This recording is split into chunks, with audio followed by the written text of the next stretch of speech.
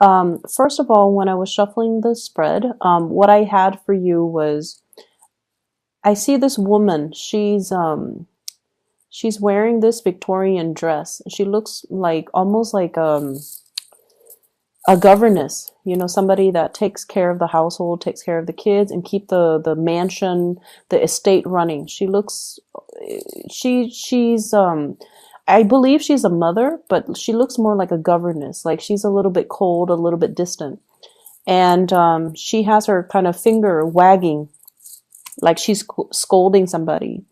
And then on the ground, you see this little girl. She's probably like 5 years old. She's holding a doll, and there are broken, like two broken plates on the ground. And it seems like she was scolding at the little girl because the girl probably broke those plates from the image that I saw. And the girl is sad, and she's kind of ashamed. And she did a little curtsy. She, bent down and kind of distracts the governess by spreading her dress and doing a little curtsy and then smiling. And the governess, it seems like her heart is melted, and then she stops yelling or she stops scolding. That's what it feels like to me. And so in alignment with this reading, I feel like the cards are corroborating the same theme. What I have here is the Page of Cups. And I feel like there is somebody in your life who is a little bit of a charmer, who's a little bit of an attention seeker. And I feel like, this is somebody that might have been very evasive when it comes to their responsibility. So it doesn't really matter how old they are. They could be a child, or they could be an adult acting like a child or behaving like a child. But they are a little bit of a charmer. Like they weasel their way out of situations by turning on the charm, turning on the waterworks.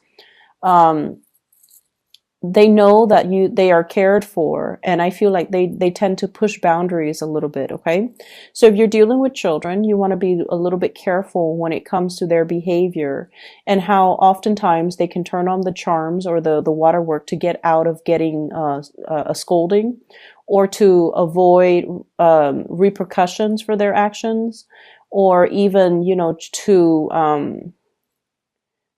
to kind of charm their way into people's hearts. Okay, so that's what I'm getting. For some of you, this could literally be a child. For others, it could be a relationship partner, and then for others, family members.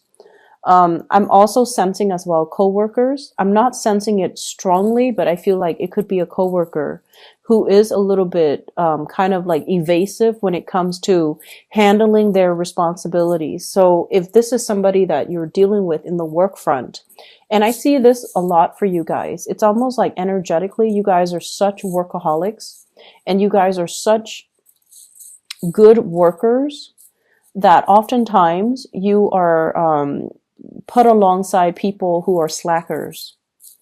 And I feel like, there is a major karmic lesson here about them needing to learn from you. It's almost like you're setting the bar really high. You're setting the standards of integrity and work ethics. And they're supposed to learn a big karmic lesson from you about personal responsibility, personal obligation, stepping up when other people are not in the picture, or stepping up regardless of who's looking. It's almost like we do what we need to do because it is a part of our responsibility. So whether or not the boss is watching, we still need to work. Whether or not we feel like it, if there's some group, some people that are dependent on us, we need to step up. Okay, so it's almost like you can charm, you can turn on the waterwork. The work is not going away. So we need to handle responsibilities because it is our obligation to the place of employment. It's also because other people are depending on us to do our due diligence and to, take care of responsibility. So they're supposed to learn these karmic lessons about, self-sufficiency, about, as well, understanding that they need to hold up their end of the bargain. And a lot of the times, from what you're supposed to be learning from them as well is to learn to ease up a little bit, is to learn to, delegate responsibilities, and also to learn to set boundaries so that responsibilities are not dumped upon you, because these are opportunistic types of people. And when they sense that you're very, very kind, and when they sense that you're able to, that you're doing things like above and beyond your scope of responsibilities, they like to dump responsibilities on you. So I feel like there is a karmic lesson needing to be learned from both parties in the work environment. Okay. I definitely feel there's something cracking. It's almost like the straw that broke the camel's back. And so this week, there is a lot of responsibilities that you have to take care of. And you are not in a position to take on more. You're in a position to learn to say no to other people, to learn a very direct way to say no to people, to draw very clear boundaries, and to also set people in their place. Okay. What I have here is the 10 of Wands. This is a lot of things that you have to take care of, a lot of loose ends to tie up, a lot of things that you're physically carrying around. And if you are kind of like trying to avoid people, I usually think of this as like, he's using those wands to cover his face, not wanting to see people, not wanting to confront people, conflict avoidance, trying to just avoid certain people. This is really a week for you to step into this power with the Ace of Swords. This is like saying what's on your mind and meaning it, and learning to say no to people, learning to cut people out. Okay. The man on the horse, he's a little bit shocked by this Ace of Swords. It's coming out in such a fast and swift and truthful manner that he didn't expect. So if you have been kind of like, the doormat, I feel like this is the week where it's like, enough's enough. I'm not going to be taking on other people's responsibilities. I'm already, stretched thin. I'm already wearing multiple hats. I'm already going above and beyond my scope of responsibilities, and it's not fair. So you're going to set the record straight, and you're going to preserve your time, which is very little and very precious to you, so that you can take care of the things that you need to take care of. Okay. I also see as well, there might be issues when it comes overall with like conflict within the family. What I have in this spread though, and I don't want you to fret, okay? I have a lot of love. I have a lot of communication and a lot of love. And so the people around you, they truly, truly, truly care about you. Even those coworkers that slack off, they care about you. They don't want any harm to fall on you, not only because you have your use value to them. I feel like they like you as a person. They're just opportunistic. They would do this to anybody. So it's not personal, right? And I also feel like the family members, relationship partner even. What I have here is the Ace of Cups. You have two aces, Ace of Swords and Ace of Cups. Communication needs to come from the heart. Okay. It's not about scolding. It's not about, chastising somebody for their wrongful behavior. It's about telling them, you have to be a little bit more responsible with those plates. Like you broke those plates because you were reckless when you were playing. So being a little bit more delicate and gentle and toning down the communication when you're interacting with people that you love. And especially if you're interacting with people, it's almost like the delivery, the tone, the attitude matters a lot. And you want to be cognizant of that. Because what I feel in this spread is there's a lot of love involved, but maybe the delivery of a message needs to be changed, needs to be softened up, needs to be thought out a little bit better. Okay. But what I do feel is, there's definitely some people weaseling their way out of dealing with ramifications of their actions. There are also people as well. This is sort of like conflict, not seeing eye to eye with people, but it's a very slight, minor type of conflict. And a lot of it has to do with control issues, wanting to control other people, wanting to control environments, wanting to control a situation. This could be coming through from your end or from another person's end.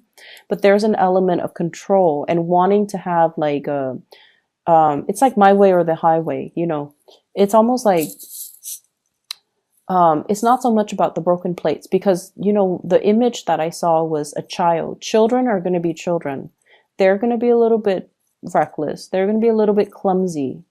And so after everything is said and done, the plates are already broken. The child's already ashamed. And so they don't need, you know, that further reprimand, I guess. Okay. So gauging a situation and picking your battles and knowing when to get involved and when to kind of withdraw. Okay. So that's what I'm sensing here.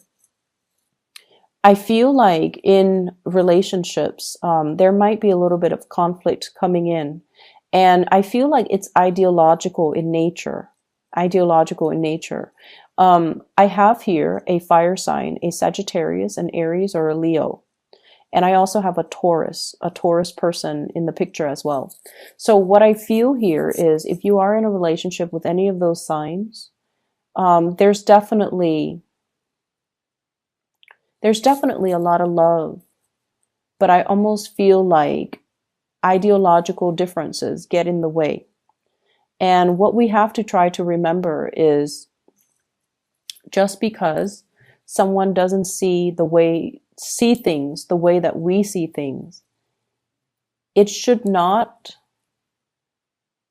So if it's just on the ideological viewpoint, if someone doesn't see things the way that you see things, it shouldn't diminish, you know, your love for them or their love for you. If someone rejects your idea, they're rejecting your idea. They're not rejecting you. If someone doesn't do what you ask them to do, it has nothing to do with you. It has everything to do with them and where they're at and the way they see a situation.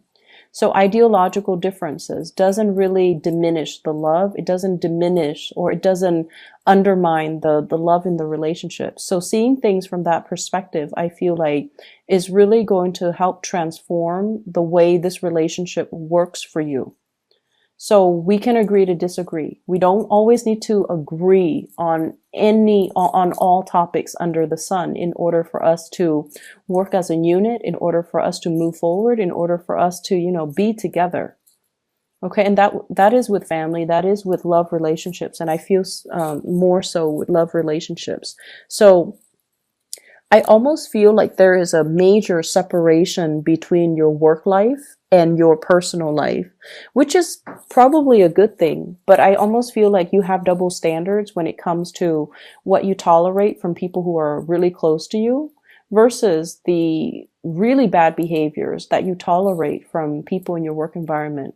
And I mean, you know, we do have to do what we need to do in order to survive. So we know that work pays the bills. And so when we come to work, we have to behave in a different manner. But I almost feel like this set of double standards, okay? It's like treating strangers with a lot of compassion, but treating your loved ones with a lot of like criticism. That's what it feels like to me. Because I have with this Ace of Swords is on top and the Ace of Cups is on the bottom. It's like being harsh with certain people and then extending love to other people. And you want to make sure that the people are deserving. Okay. You want to make sure that the people that are doing their due diligence, that are, you know, taking care of their responsibilities are the ones that should be getting the love and the support. Whereas the ones that have been reneging on their responsibilities, that, you know, leave things to the last minute, are the ones that should be getting chastised. So I feel like directing your energy towards the right people rather than directing your focus, directing your energy towards the right people rather than penting up your energy and your anger and then having it come out directed towards the wrong people, the ones that don't deserve it, the ones that are just like on the sidelines. and the ones that have nothing to do with the root of the problem. Okay, so this is a week for us to kind of reassess where we have been too harsh and where we are giving our energy. And especially if we're giving our energy to people that are charming and just evasive and irresponsible, when we should be giving the love to people who are, doing their fair share of the work, who are responsible, who have been nothing but honest.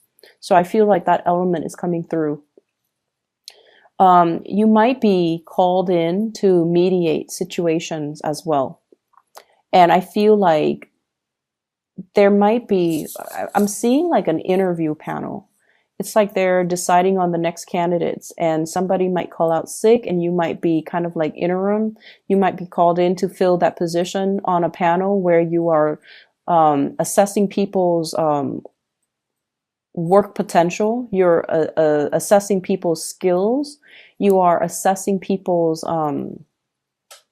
work history. So I don't know if you're on a panel to do that. So like I said, somebody might call out sick. You might be a filler. Or if you do this on a regular basis, I feel like there will be a lot of good candidates. Okay, so be careful about those charming ones. Be careful about the ones that are, super articulate. But when it comes to their work history, and you want to make sure you follow up and call their references. Okay, and asking the right questions. So I definitely feel like it's going to be a very busy week. There's lots to do and lots to take care of. And you need to keep your kind of like your mind razor sharp and pick your battle so that you're not stretched too thin. I'm